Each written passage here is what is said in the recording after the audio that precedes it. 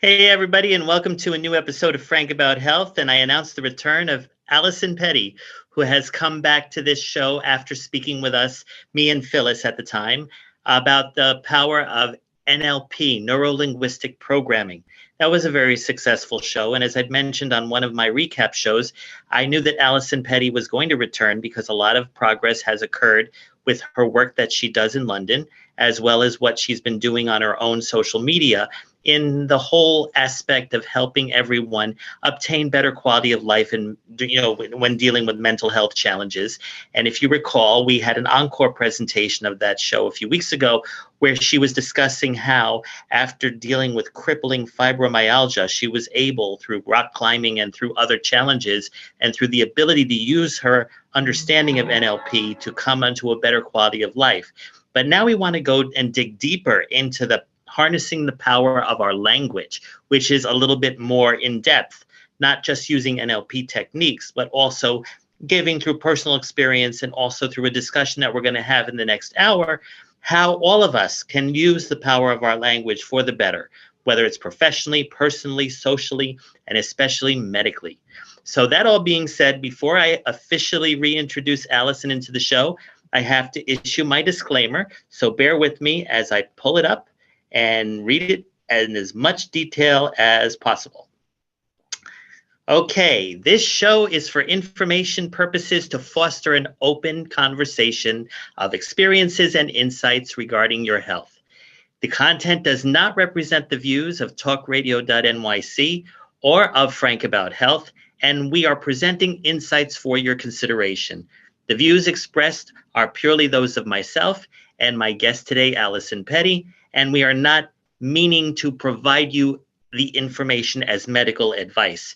Please remember that you should always consult a medical professional before making any changes to your medical care. Therefore, while being frank about health, we want you to maintain whatever treatments and quality of life management programs that are working for you.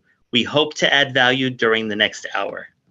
That all being said, Alison, thank you for coming back to Frank About Health. Thank you. Sorry, I was keeping myself on mute just because I have a little bit of a cough, but hi. Thank you. It's so lovely to be back. Yeah, I've got a little husky voice at the moment, but thank you. It's really good to be back with you. Oh, it's that same here. And considering you're 4 hours ahead of me now, it's about 8:35 or 8, no, actually it's 9 p.m., right? No, 9 p.m. So I think last time it was 10 o'clock. So this is, I like this time of year for doing this kind of show with you. But obviously I would have been very happy to come at 10 as well. So yeah, it's really good to be back with you. So, welcome back, and tell us, what has life been like for you since you were on the show originally back in, I think, was it April? I think, yeah, the first show we did was in April. It's been great. I've had a year of, so I'm based in North Wales. I'm from Sussex originally, down the south coast of England, but I'm based in North Wales. So we have lots of mountains, lots of rock climbing here. So I've had a brilliant summer of a lot of rock climbing, which is great because, as you know, and as anyone that knows my story, I had 24 years of being predominantly bedbound, wheelchair due to fibromyalgia and ME. But when I was 17, I wanted to be a rock climbing instructor before I got ill. So I am very much making up lost time. I don't want to be an instructor now. I just want to climb. So I've spent this year coaching my clients. Obviously, I am a mindset coach. That's my profession, but that's also purpose for me.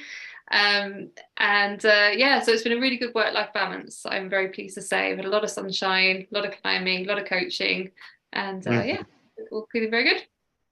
When we first met, were you just starting your practice, or were you already working with a steady clientele of people that were also rock climbing with you? Were they sports minded, or was it a combination of various people with different circumstances? Oh, so when we first met, no, my business was fully up and running by that point. And I mean, I don't coach climbing. As you know, I coach mindset. So it could be somebody who's a climber who's got a fear of falling or something, like falling off the rock, and not as in like falling, but just like falling on the rope. Yes. But I work with people from all walks of life. So I've been working this whole this whole year with a principal of a sixth form multi-academy trust college over here in Greenwich, and his life is in a very good place, but it's about helping him to excel even better in his role, because of that trickle down effect is really important for him, because as the head of the college, he can really impact his teachers, his pupils, even the families of the pupils. So we've been working together over this year to help him with his mindset and his communication, his language, which obviously we're talking about today. But then a 12-year-old boy who came to me through his family, obviously, who couldn't get into school because his anxiety was so severe because of something that had happened. And we had one session together, and I'm happy to say he was able to get back to school with a big smile on his face. So for me, it's not about the identity that the person's presenting with or their job or their background. It's about whatever's holding them back, whatever's stopping them. And it could be a phobia, it could be as I say, something's happened and that's just completely changed your perception of the world, and you're being held back from doing things. Or it could be something like a sport where you've got some kind of like glitch about something and you're not performing to the best of your ability. So it's about helping that person do that. Yeah. Wow. Now, correct me if I'm wrong, but did Phyllis and you discuss about some upcoming certification that you were going after, or was that something you just completed? No, that was something I was working through at that time. So you can get all different kinds of certifications. This was a really important one for me, because this was, and actually the next 3 days I am back on the same course, but as a mentor. So last winter I was doing, it's an advanced clinical diploma in NLP coaching hypnotherapy. So it's all completed. I'm all long ticked off now and certified with that.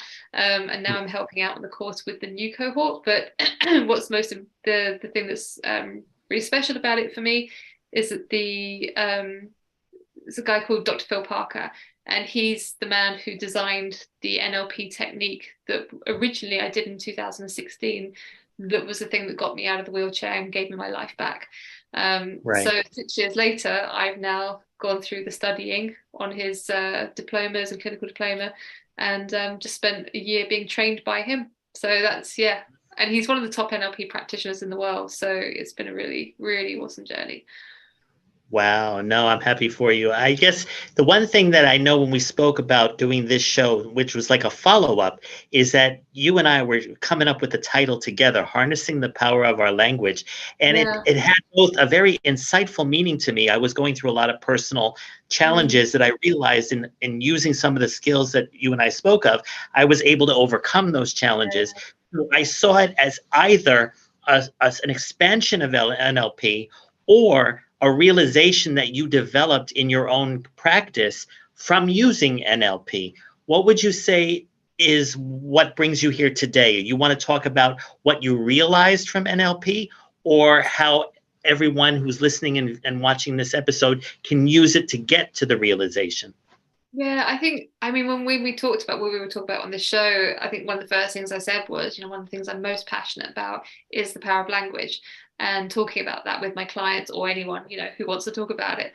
So for me, it's a really big subject, but it really comes down to, it's what I think should be taught in schools. And it's so shocking to me that these days, maybe some schools do teach this kind of stuff, but it's so simple, and we're not brought up to understand how impacting our language can be. So we know that when we speak to other people and they speak to us, if we're not speaking from a kind place, or we're speaking from a kind place, how impacting that can be, both negatively, positively. If we tell someone we love them, or we say something horrible, that impact.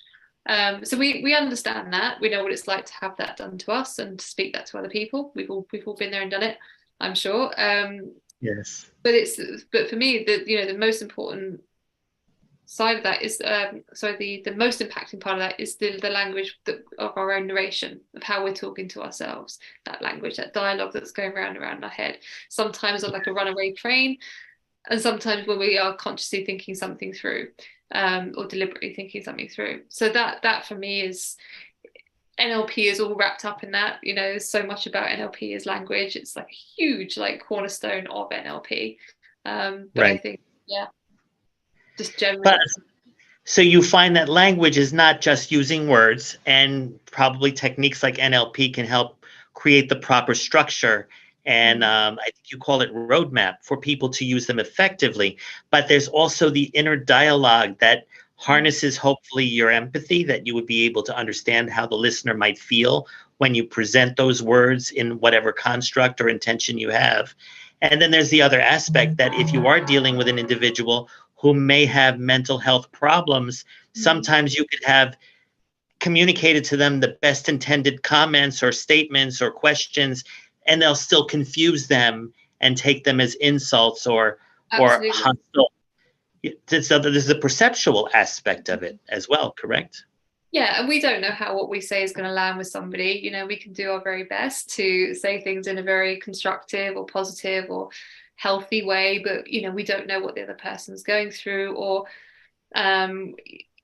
people have all kinds of things going on with them that can make it very difficult for them to receive things in a certain way. But yeah, the roadmap, that is very much, that's a key word for me, just like creating that roadmap for the brain. And you and I have talked about that in our private conversations. Yes. But language really does, it's a huge part to me of what makes that roadmap either a healthy one or a positive one or a negative one. So when I talk about a roadmap, excuse me, I mean literally a roadmap. So you're giving your brain a map of which direction it's going to go in, because if you don't, it's kind of like, you get on a horse and you let it go its own way, you let the reins go, but you sat on the horse is just going to go wherever it wants to go. You want to go up around like some field somewhere up into a forest, and the horse is off over here somewhere, but you take those reins, you do your thing. I mean, I don't horse ride, but whatever that thing is, to like get the horse to go the right direction with those reins, and you can harness it essentially and send it off in the right direction. And very much with your brain doesn't know to come back and go, you sure you want to think like that? Are you sure you actually want to do that? Or are you sure you want to feel like that? Because what you're saying right now is going to have you feel like this, because I'm going to release certain chemicals because you're talking in a certain way that's going to really bring you down. It's just gonna respond to whatever you're thinking. So that's interesting. Yeah, it's kind of like you have to like half the time we we're mostly unconsciously thinking, and our brain, we're running around shopping, we're doing our thing, we're in the car, and our brain's just ticking away. But when we are able to catch it, and it does take work, it takes practice, it takes that little like bit of self-awareness to like really like connect to those moments where it's like, whoa, hang on, that's not helpful, whatever that is, and then changing that. And we can talk a bit more about that perhaps in the next segment, but yeah, that's right. That roadmap, and that is what gives us a structure so that we can move through our life heading in a direction that's going to serve us well, rather than down that slippery slope to the unhappy places, which we've all been there. We'll all go there again, but it's we do have choice. We do have a choice to change that language, and that will change that. And as you are already being made aware, we're a minute till break, but when we come back, we're going to actually spend the next half hour in segments 2 and 3 actually working with ourselves together in conversation, as well as the listeners and viewers, to understand ways to change that pattern of communication if it's currently not working. And also you can give personal examples that you may have found that you could help and provide more insight to me as well as to the other people listening in. So ladies and gentlemen, please stay tuned as we learn on this episode of Frank About Health how to harness the power of our language right here, both on talkradio.nyc and on our Facebook channel. So please stay tuned. Are you a business owner? Do you want to be a business owner? Do you work with business owners? Hi, I'm Stephen Fry, your small and medium-sized business or SMB guy, and I'm the host of the new show, Always Friday.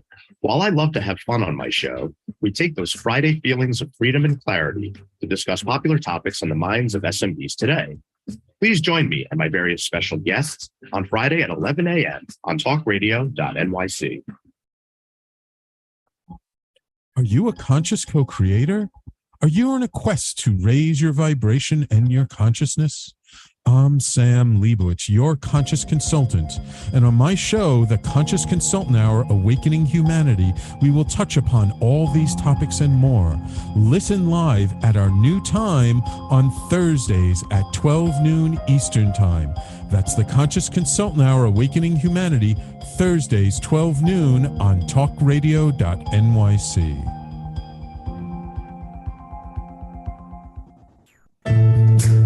Are you on edge? Hey, we live in challenging, edgy times, so let's lean in.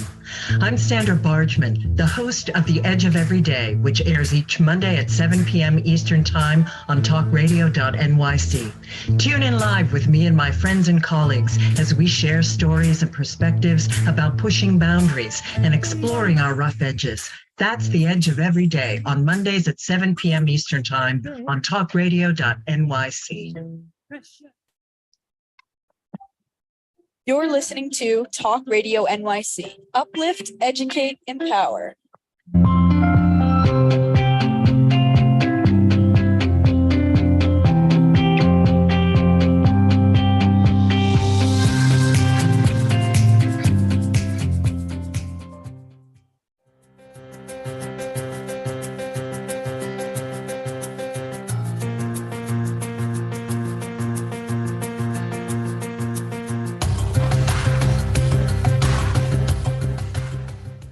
Welcome back. And we were just talking with Alison about how a lot of our inner dialogue can determine how we communicate with our language to ourselves, to other people, to our colleagues, friends, family, so forth and so on.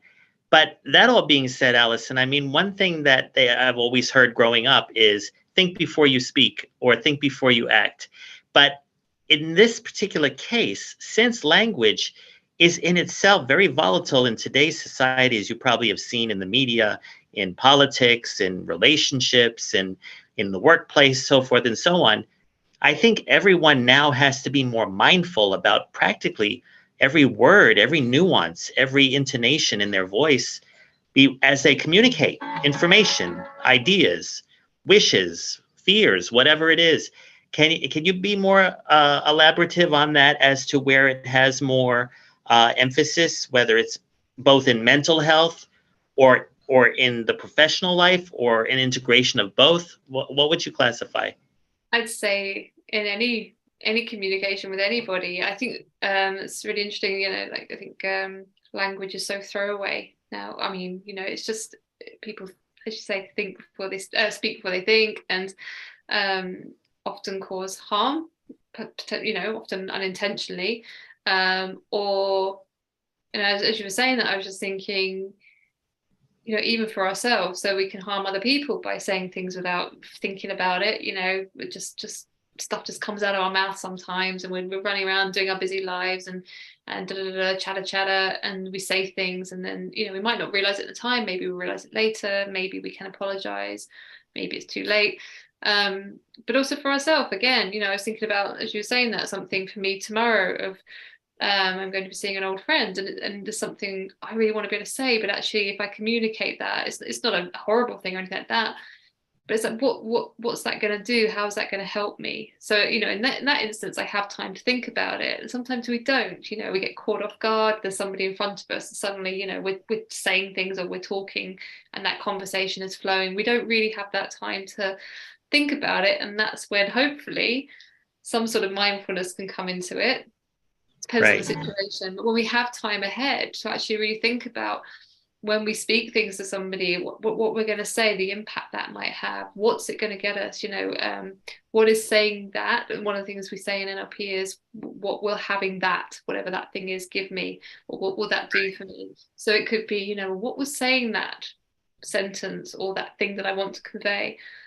If I say that, what will that do for me? What will that give me? How will that impact the other person? So it's kind of like almost like going to, we can say the words, we have that conversation. It's almost like a 2D thing. But when we ask that question, and I'm thinking, as I'm saying it now, it's like, just having it would be like it takes it to a deeper level and another level of impact again. And I'm not necessarily talking on some huge scale, but just what will having that give me? Will it serve me? if I say that to that person because it's something I really want to communicate, will that serve me in a way, or will I walk away just regretting it or now feeling uncomfortable? And is there another way I can walk away from that feeling strong and just like, I've held this, I haven't needed to, try and get something from somebody. So there's Right. so many levels, but I think that can go really deep. Interesting. So what has motivated you most of all to really focus on the power of language more than the average person? I mean, I know it's part of your practice, so there's one aspect to it, but what made you really focus on it? I mean, I know you were a firm believer in NLP, especially when you were going through your previous circumstances that obviously it enabled you to rise above from. But when you were realizing that there is such power in words and in how people use language, I got inspired because we've all seen with the pandemic how everyone had been put on Zoom. We were not in the same room anymore. There's something cut off. And so I realized that a lot of how we interact virtually, language takes priority. And then, of course, we see in the media and social media how language almost gets cut short or objectified, or a lot of symbolism rather than actual complete thought. That to me made me look at language and how powerful it is for establishing a decent quality of mental health. But what for you was why you really wanted people to learn how to harness the power of their language?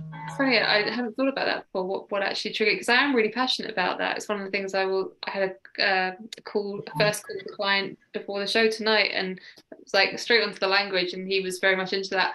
Got very excited about it. But just thinking about what was the first time, and I can remember when I did this, the original, it's called the lightning process that Dr. Phil Parker created that got me out of the wheelchair. Essentially, this it's a 3-day course. It's quite intensive, and you have to work very hard at changing. Basically, it switches off the fight or flight response that your body can be under when you undergo huge stresses or life challenges. And I was very very ill when I was 17, and then essentially over those years I was in fight or flight.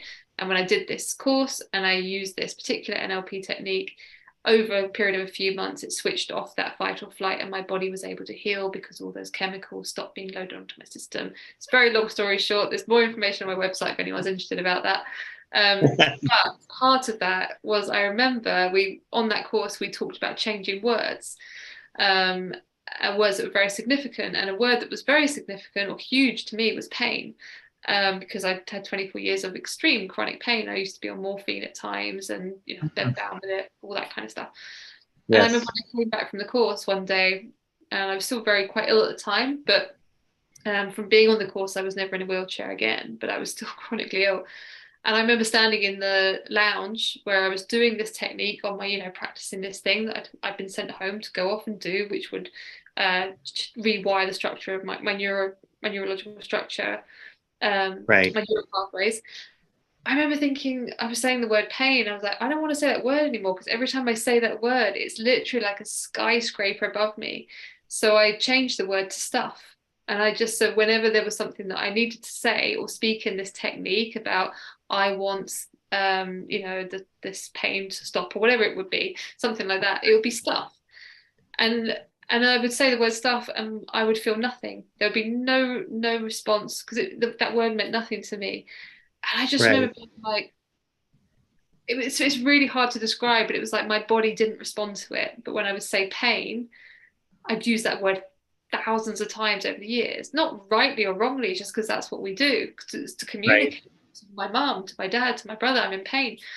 So I very quickly realized the significance of this, told all my friends and family that I'm going to not use this word anymore. There was a few others as well that I cut out that were very, very strong words.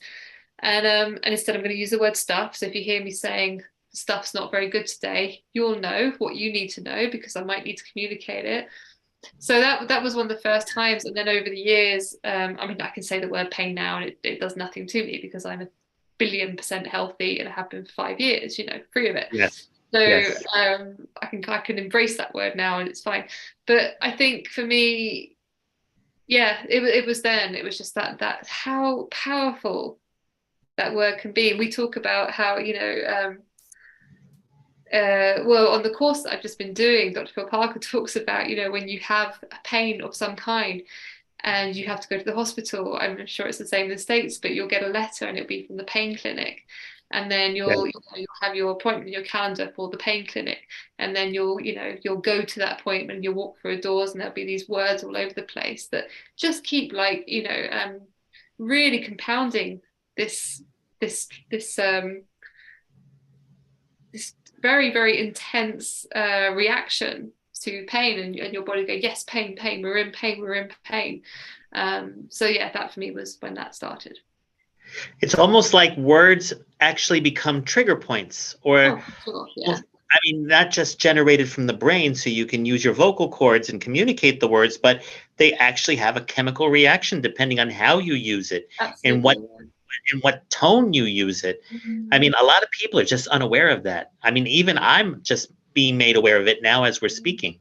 Well, we were talking just before the show, but one of the things that I think is a really helpful thing for people just to take away is just changing the certain words. And the two that I think are the two of the most powerful ones are changing the words control. So often we say, we feel out of control, or I have no control over this, or I wish I had more control over this. It's quite a strong word when you think about it. Obviously, control is controlled. It's controlling. You're holding on to something. You're trying to manage it. So instead, in NLP, we use the word choice instead. So you're saying the same thing, but that I have choice. So it's just flipping it from one to the other. And when I say choice, it's almost like I can feel it down here. It just feels like a lovely thing. It's like I have all these choices. I have options. I have agency over my life to make all these decisions. And then, if that one doesn't work out, I can make another decision, but I have choices. And the other one that is really, really powerful is when we say something's hard or difficult, challenging, is changing that to the word it's unfamiliar.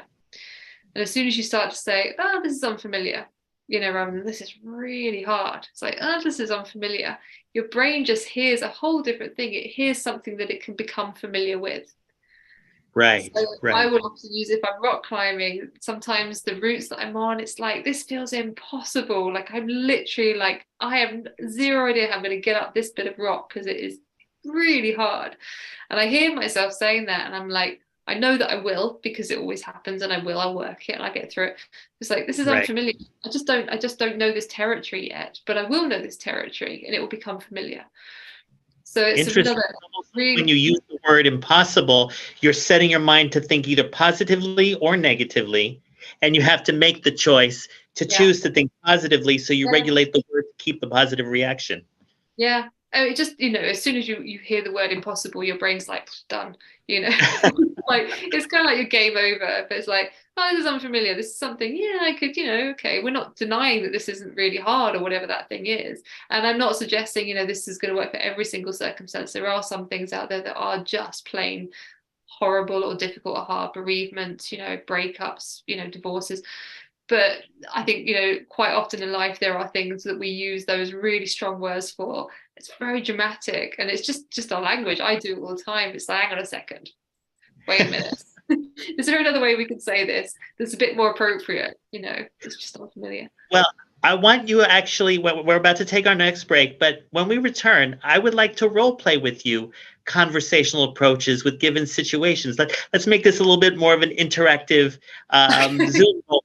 Okay. But I'm very intrigued in all of this, because I catch myself in using the wrong words, or the ones that make me feel more crippled, rather to feeling the agency like you described. So when we return, we're going to actually put words into action and show you all out there how Frank About Health is going to harness your power with language with Alison Petty, right here on talkradio.nyc and on our YouTube channel. So please stay tuned. Are you passionate about the conversation around racism? Hi, I'm Reverend Dr. TLC, host of the Dismantle Racism Show, which airs every Thursday at 11 a.m. Eastern on talkradio.nyc. Join me and my amazing guests as we discuss ways to uncover, dismantle, and eradicate racism. That's Thursdays at 11 o'clock a.m. on talkradio.nyc. Are you a small business trying to navigate the COVID-19 related employment laws?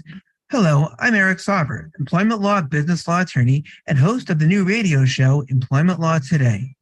On my show, we'll have guests to discuss the common employment law challenges business owners are facing during these trying times.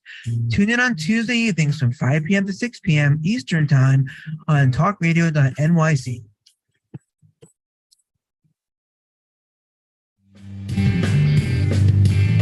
Hey everybody, it's Tommy D, the nonprofit sector connector, coming at you from my attic. Each week here on talkradio.nyc, I host a program, Philanthropy in Focus. Nonprofits impact us each and every day, and it's my focus to help them amplify their message and tell their story.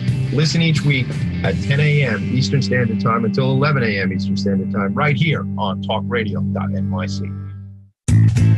You're listening to Talk Radio NYC at www.talkradio.nyc. Now broadcasting 24 hours a day.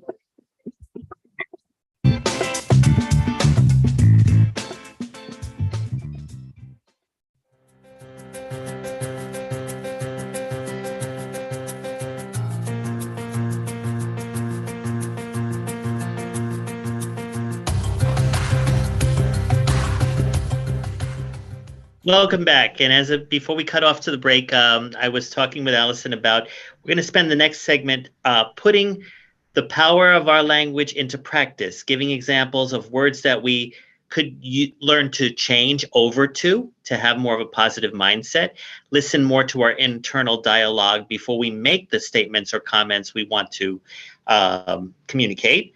But I think, Alison, to set the stage here, I guess the one thing that I noticed that the communication styles need to be harnessed are in areas of professional, personal, as well as medical. I mean, being focused on healthcare, I'm always concerned, like when you receive a diagnosis or a treatment plan, how that's communicated to you and how you as the patient interpret it versus the advocate who's able to translate it. Because, in a patient's circumstance, there's always the embedded fear and discomfort of the possible worst case scenario. When that in itself can make a simple sentence sound like a harsh statement, you need a middle person to help make the translation. So that would be one thing that I think I'll save for last. But let's role play a personal situation and a professional situation and see how together we can learn how to communicate that situation more effectively. You want to try? I'm not sure what we're going to do here, but you go for it, and I'll go. Okay, this is almost like improvisation. So everybody out there, if you have any comments, so you're on our YouTube channel, there's the chat box right there. Just go ahead and make them. Give us some feedback on how we're doing. But Alison, let's say, for example, I come home from work after a bad day, and all I say is, I really hate my boss because he tells me what to do when I'm right out the door and wants me to stay late, and I'm thinking I'm going to quit. Mm-hmm. Let's say that's the situation. Mm-hmm. Of course, I end up going home with my head thinking, oh, how am I going to quit? I can't afford to pay the bills otherwise, because I've already set that stage. I've already said that, but given the same situation, what would be a better way I could learn to comment on what frustrates me, but at least have a positive spin on it? Let's work on that together. Yeah, sure. Okay, so the first thing I would say as well is that it is okay, and obviously you know this, Frank, but just to say that we're not saying it's not okay to feel a bit sorry for ourselves sometimes, because, the client I was talking with earlier was like, to have a little bit of a wallow or a sulk for a few minutes or however long, it's good, but it's just not staying in that place. It's about then getting out of it. So another one of the things I'm really passionate about is the questions that we ask ourselves. And you were just sort of, I can't remember what the question was that you said in your little bit of spiel there. But again, Alison, I hate my boss because he makes me stay late when I'm ready to walk out the door after a hard day to do his leftover paperwork. Okay, there was a question in there though as well. But should I quit? Should I quit? Right. Or you might find yourself, if I can just add to your little role play there, you might find yourself asking, like, why do I have such a rubbish job? Like, why don't I have a better job? Like, what is wrong with me? Why am I not worth, you might start asking all those kind of questions. If you're in that kind of place, you're feeling really bad about your boss and your job, you're likely to be going, surely there's more to life, like likely to be something about lack of worth.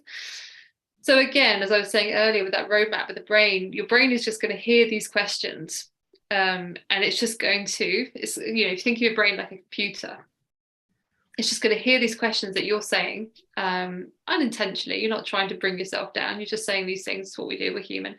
But your brain's going to hear the questions, and it's going to go off and it's going to find the answers to those exact questions. Again, your brain isn't going to come back to you and go, hang on a second, Frank, are you sure you want to say those things? Because I'm going to bring you back some really bad feelings and you might not want to feel like that. But how about if you do this instead, or say this? Your brain's just going to go, oh, right, well, perhaps I'll give you an example. Well, okay, your example of what would it be with your job? It'd be like, why am I so bad at my job? So maybe it's that. Why am I so bad at my job?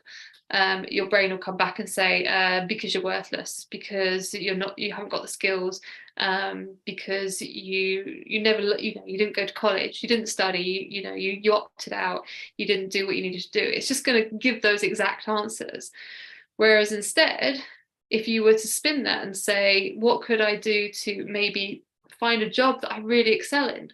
Or what could I do to get better at my job so that I have a happy work-life balance? Right. Your brain again is going to go off and find the answer to that question. It's going to go, well, I could go back to school. I could learn some new qualifications. I could start looking for a new job. I could write my CV, or I rewrite my CV. I could update my CV. I could start a LinkedIn profile. I could start networking, communicating, and it would just come back and be like all these things, because those are the answers to that kind of question. When you start ask those questions, guarantee your shoulders are going to start going back. You're going to start to feel more positive. You're going to start to see light at the end of the tunnel. Might be a long way off. I'm not suggesting it's like, bam, that's all your answers, but it's going to set your brain in a direction with that roadmap towards a much healthier structure. And we talked about how that language becomes that structure that our thinking sits upon. Interesting. So based on what you just said right now, and looking back to the scenario that I created a scenario where I was already going in with a defeated mindset that this is the only job that I can have. So therefore, I'm just going to be totally frustrated at the way my boss is, when instead of figuring out there's a better way to communicate to him, maybe I chose already down the road not to communicate at all and just do the job and then leave as best as I can. So I'm always just complaining to you, let's say, in this example, and I'm still taking the active stance of not taking the positive actions, which I should initiate, which will then change the dialogue unto itself, in addition to my feeling about the issue. Yeah, it becomes like a chain reaction, and other things will just start to unfold, just by, you and I once talked about how when we, I can't remember the scenario that it was, but, I was talking to you about how when we're talking to somebody and there's these like opposing forces, and you're kind of like, but if you change one, then the other one will naturally change. And then you went away and you experience that in your life. But it's, it's kind of like that. It's like you change something else will change. So you have that like knock-on effect. But if you start out, and again, we all have those really bad days, and you come away and it's really hard to or unfamiliar to pull yourself out of that. But by starting to change those words that we're using, or the way we're forming our sentences, it could be really subtle. But I remember I had a client once who, one of the questions I asked at the beginning of a session with a client was somewhere near the beginning, after finding out what's going on with them and what they're struggling with, is what do you want to have instead of what you currently got? And this is where you start to change where they've been to where they want to go. And the really important part of this, the answer to that question, is that they use active language to respond. So I often have to explain what that is and help them with that. But this client, I think she had really low confidence. And I can't remember the phrase, the exact word she used, but it was something along the lines of, I don't want to feel like rubbish when I wake up in the morning. I don't want to I don't want to feel anxious. That's right. I don't want to feel anxious when I'm in a room full of people. It was things like that. So she was answering the question. She just doesn't want to feel those things. But that's not giving the answer we need. So I said to her, okay, well, how about you say it differently? And I explained about active language or positive language. And instead, she said exactly the same thing, but instead she says, I want to feel really good when I wake up in the morning. I want to feel really confident when I'm in a room full of people. So again, you're getting the same, you're coming to the same end result, but in a completely different way. And as she was saying it, she started to smile. She was like, oh, hang on a second, I'm saying the same thing, but I'm not. I'm saying it a whole different way. So again, with your example of your boss there, you know, again, it's okay to be there for a moment, but if you stay there, that's never going to change. Your brain is always going to go in that direction. You're always going to hate that job. But when you start to think, okay, well, what can I do to change this? Like, what other options do I have? What choices do I have? Yeah. So sorry. No. This is amazing, because even in way you described that example, I can see myself, if I take those techniques into account, I could come home again from a frustrating day and say, Alison, I really don't like my job, but I like the fact that I'm going to spend the weekend doing 10 resumes and see how that gets me into a new direction. Yeah. Oh, I'm going to sit down. My mum calls them these spidergrams. I was just thinking my mum's probably listening to this show, so let's mention my mum, because she's like all my life to sort of help me with this stuff way before I discovered NLP. But these spidergrams, like something where I'm going to like all these different options that I have, and or I'm gonna just sit down and think about actually what direction do I want my life to go in, or it could be anything, but it's not negating the fact that you're not happy with the position that you're in, but it's like, how long do you want to sit? We know this, quite often in life when we're struggling with something, we go over and over and over and over, and I do it myself over and over and over again. It's like, okay, we know this is a problem, and the more we spend time trying to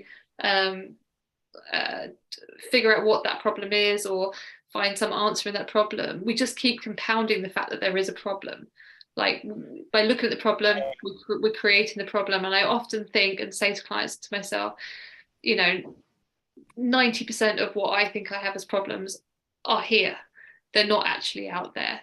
There are occasionally actual problems, like, again, a bereavement or something really bad, but 90% aren't problems. So by keep looking at these problems, it just makes these problems bigger and bigger and more consolidated. Whereas, like, okay, hang on a second, there's a combination of the passivity, the passive language, the feeling that you're helpless, the inability to take initiative at different choices, thinking you're fixed in what you have. Yeah. All of which could have been learned in your upbringing or previous circumstances or whatever. So in order to change the language, there also has to be a change in mindset. And I guess what your coaching does is find those skills to do that first before you start changing the dialogue more effectively for positive change. Yeah, and it does take work. It's not, it's not something I would expect anyone to, just get like that, or people understand it. But, we've spent a lifetime talking in a certain way. So to change it and to have that awareness takes effort, and you often find yourself, I'll find myself like, oh God, like that's just terrible language, but then it's like, okay, cool, right, it's bad language, let's change it, and like we know what to do. It's just yeah. Well, we're about to take our final break, and when we return, let's talk about the medical diagnosis situation that I was talking about. In addition, let's learn about how people can get a hold of you and talk about more of other aspects in the workplace, and just wrap up for the evening. But thanks again, everybody, for listening for the last 45 minutes on the ways that we can harness the power of our language right here on Frank About Health, both on talkradio.nyc and on our YouTube channel. We will be back in a few. Hey, everybody, it's Tommy D, the nonprofit sector connector, coming at you from my attic. Each week here on talkradio.nyc, I host a program, Philanthropy and Focus. Nonprofits impact us each and every day, and it's my focus to help them amplify their message and tell their story. Listen each week at 10 a.m. Eastern Standard Time until 11 a.m. Eastern Standard Time, right here on talkradio.nyc. In a post-COVID world, you may have many unanswered questions regarding your health. Are you looking to live a healthier lifestyle? Do you have a desire to learn more about mental health and enhance your quality of life? Or do you just want to participate in self-understanding and awareness? I'm Frank R. Harrison, host of Frank About Health, and each Thursday, I will tackle these questions and work to enlighten you. Tune in every Thursday at 5 p.m. on talkradio.nyc, and I will be Frank About Health to advocate for all of us. Are you a conscious co-creator? Are you on a quest to raise your vibration and your consciousness?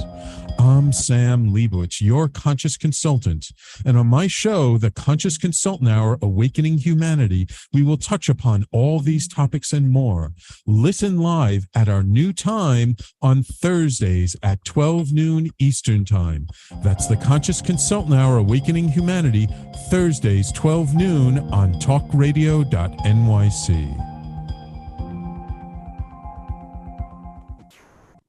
You're listening to Talk Radio NYC at www.talkradio.nyc. Now broadcasting 24 hours a day.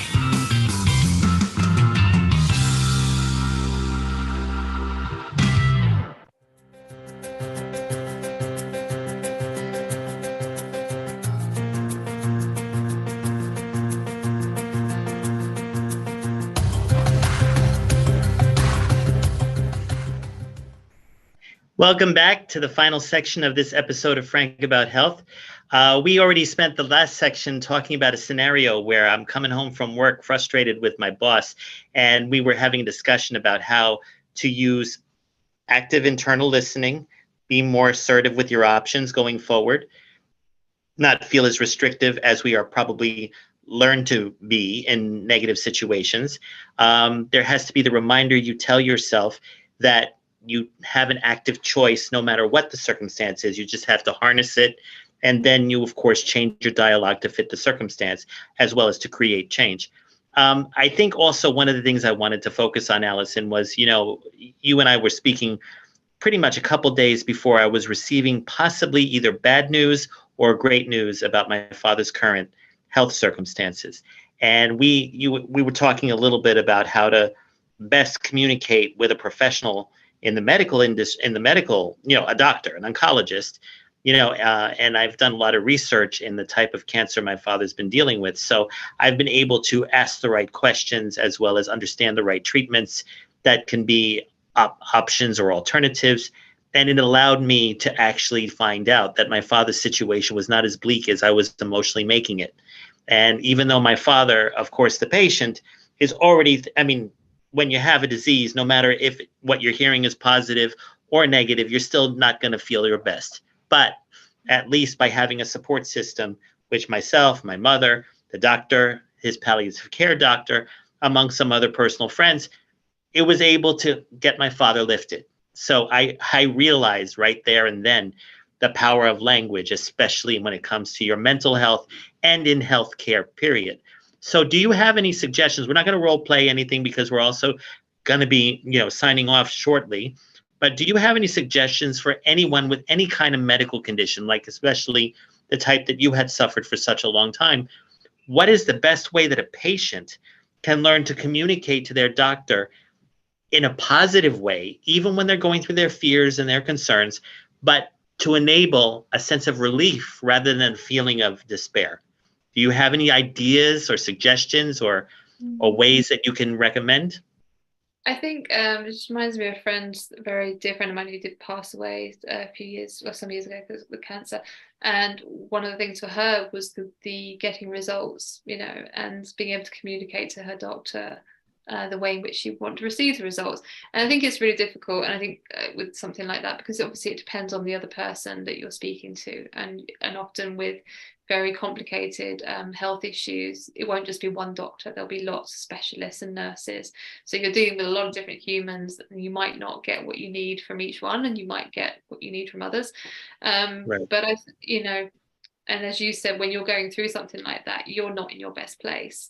So it's very difficult it can be very difficult to communicate. But I think if you are able to say to whoever is the person, that's going to be giving you the results, what's right for you as to how you want to receive them.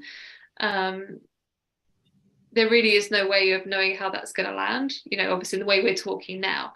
But I just think just speaking about what's right for you is the most important thing. And also to make sure your inner dialogue is in check. Yeah, I mean, it's more of talking yourself up to look at the positive in everything, no matter what you hear, right?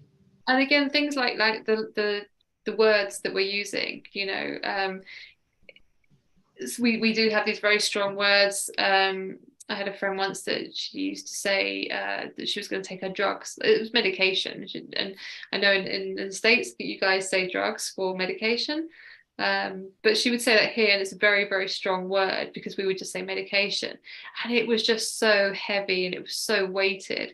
So again, changing things like that, the way I changed the word pain to stuff, I wasn't, it's not like I'm denying the thing. It's just like that word is just so powerful, and it has a physiological response in my body.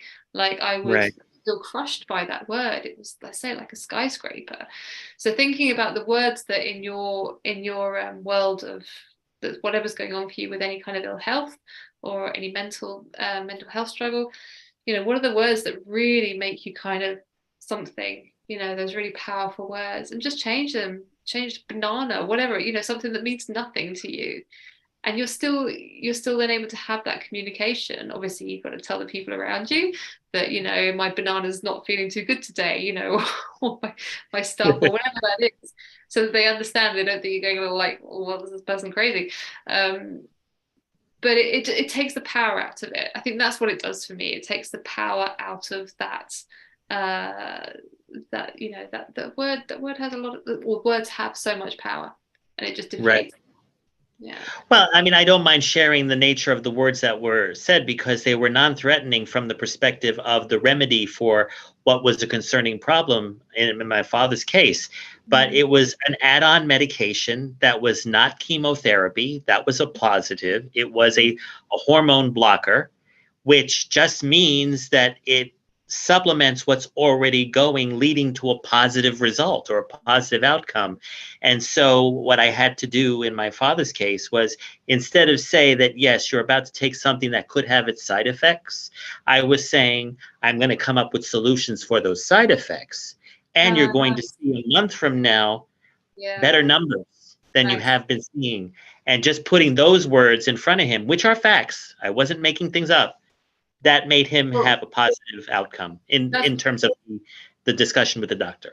That's beautiful. I love that. I'm going to find solutions for this, because that's so active. I mean, that's as active as it gets, isn't it? It's not just like, oh, we will find solutions for this. Even that, the difference between, don't worry, we will find solutions for this. When you say that, it's like the thing hasn't happened. We've got to go and find those solutions. They're out there somewhere in the world. We will eventually someday. But instead you said, I'm going to find, or you could even say, with affirmations, when I do affirmation work, rather than saying, I want to feel light, or I want to feel, energized, something like that. To me, when I say I want to feel, it's like I don't actually feel it, but I want to feel it. One day I might feel it. So I say, any affirmation work, that want is out the window. It's like, I feel, or I am feeling. Because it's immediate, it's here already, it's already done, it's in me. I am that thing. I'm feeling it, and I love the way you said that. And I'm just very grateful that I've had my whole history in dealing with multiple doctors for many different health reasons, especially epilepsy. And as a result, when I have conversations with my doctors, I'm speaking to colleagues. I don't feel like I'm a vulnerable patient. And I think maybe that has been my gift given to me through my experience in dealing with illness, that I can therefore transfer the conversation onto family and friends when they need direction that's more not humane, what's the right word, that's more on their level, rather than, oh, it's so up there in blue sky that I really can't interpret what's going on. So and even Frank About Health, being here for over a year now and talking about the various topics of mental and physical health, running the gamut from COVID all the way down to diabetes and cancer and stuff like that. I have found myself, even in the way I deal with people that I know in personal and other social circles, that I'm always talking in a constructive way. I think this has been therapy unto itself doing this show. But now you probably have seen we have 3 minutes until break. So I want you to tell how everyone can contact you, how they can reach you, how they can coach with you, all the things you want to share, what you do in your practice, especially how you can help people harness the power of their language. My favorite thing. Well, I guess my website is just alisonpetty.com. That's Alison with one L, Petty with two T's. And everything's on there. So I have a blog on there, links to all my social media. And I always offer a free discovery call. So if anyone is interested in having a conversation, quite often people want to have the conversation with me because they've heard about my story of wheelchair to rock climbing to coaching. Right. And whether it's because they've got a similar chronic health struggle to what I had or something similar. So I always offer a free call. There's no obligation for coaching because sometimes people just want to have that conversation, and that can be enough just to give them some inspiration. So do reach out if you just want to have a chat with me about that, because that in itself can just be enough for some people. But also, obviously, I coach. So if anybody is interested in being coached as well, same again, the free discovery call. So just get in touch. You can do that through my website again as well, or social media. So yeah, and any new podcasts or discussions upcoming? I have a YouTube channel. So so I'm starting to do something called A Conversation On, where I talk to people that have got like quite compelling stories, or we resonate in some way about something. I did one recently. My father unexpectedly passed away in lockdown, so massive bereavement in my life. And around that time I met another coach who'd gone through something similar. So we were having a conversation about grief and, how you overcome that kind of thing. And then so, well, let's film this. And so I'm doing things like that as well. So, but yes, I do have a YouTube channel. Awesome.